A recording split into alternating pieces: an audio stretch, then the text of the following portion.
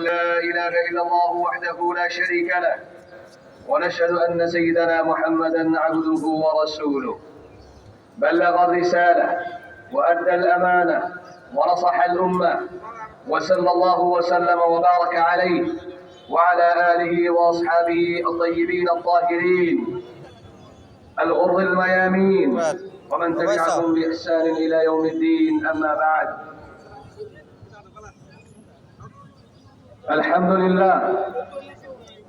আল্লাহ পাকের লাখো কোটি শুকরিয়া যে আল্লাহ সুবহানাহু ওয়া তাআলা আমাদের সবাইকে দীর্ঘদিন সিয়াম এবং কিয়াম, ওনার ইতাআত এবং রাসূলুল্লাহ সাল্লাল্লাহু আলাইহি ওয়াসাল্লামের সুন্নতের পাবন্দির মাধ্যমে রমজানের শেষ,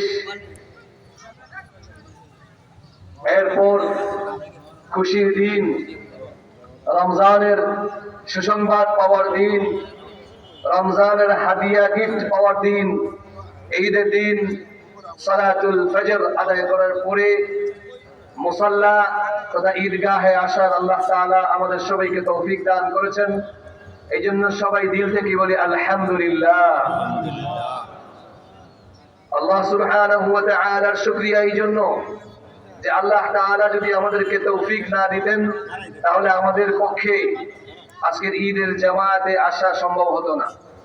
আল্লাহ সুবহানাহু ওয়া তাআলা আমাদেরকে যদি এত সুন্দর নবমণ্ডল ভূমণ্ডল না দিতেন,